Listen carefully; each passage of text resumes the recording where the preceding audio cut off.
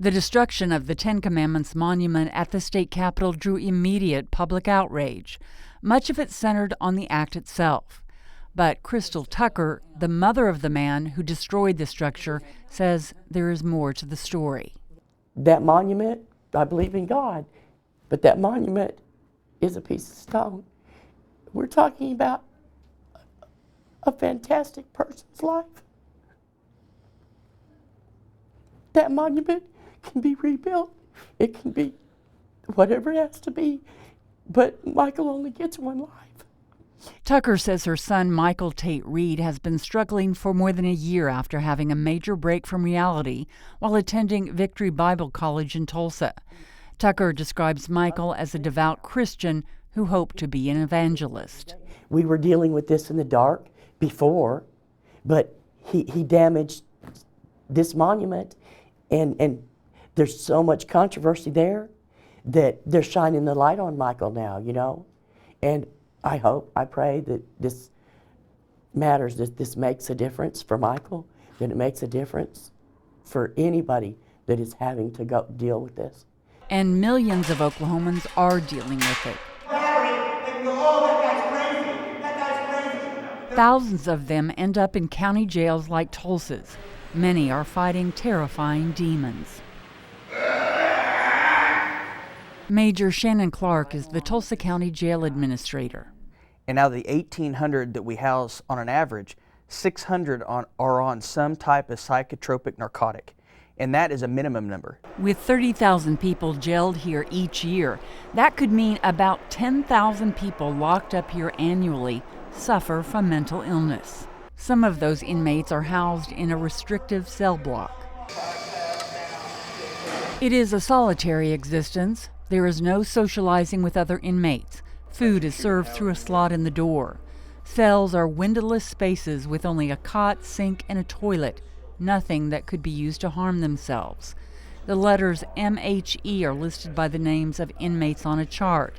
It means they're waiting for a mental health evaluation.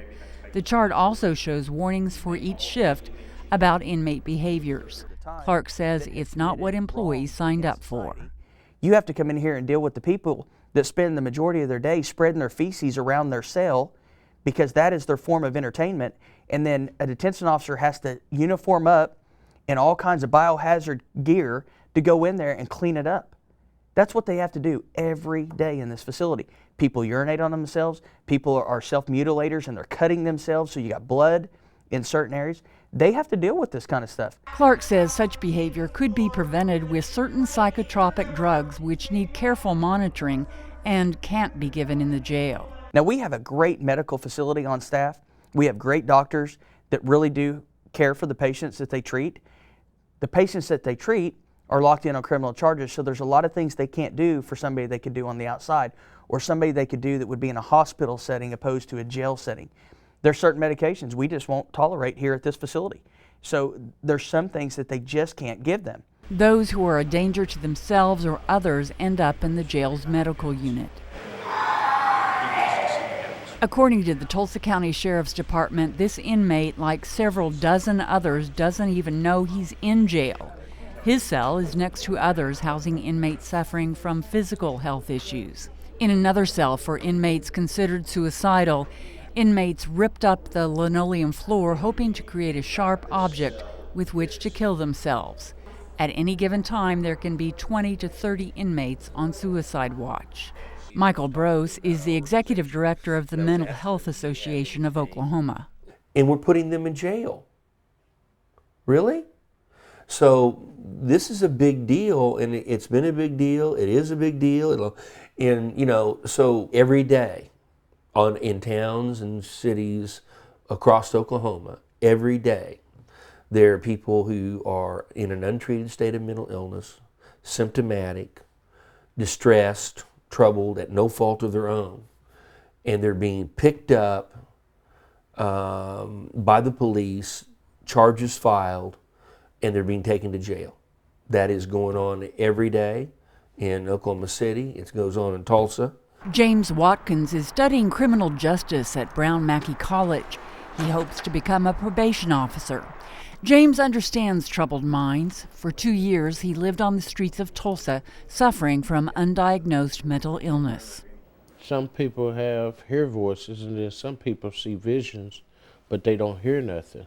He has endured several surgeries to repair his broken body after he was beaten and left for dead by some other street people.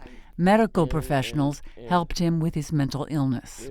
I just happened to have a doctor that really caught it before it got that bad, because I was at that point pretty much that I could just take some people out. And that was not me. I wasn't raised that way. If you're not an imminent danger to yourself or to someone else, imminent, then what families oftentimes hear is that, well, there's not anything we can do. So then something like this happens. Now suddenly a law has been broken, or laws have been broken, and now we're going to deal with it on the criminal side of the ledger. It is a process that is completely destroyed and damaged and flawed. I don't know how else to characterize it. There is no process in place. Major Clark says because the court system is so backlogged, the Tulsa County Jail has become the largest psychiatric facility in the state. There's only one maximum security confinement for mental health people in Oklahoma, and it's full. We've got a waiting list for almost 30 people just from Tulsa County waiting to go. There's 76 other counties in Oklahoma.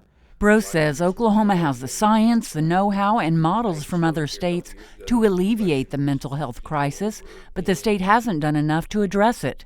He says the definition of insanity is doing the same thing over and over again and expecting different results.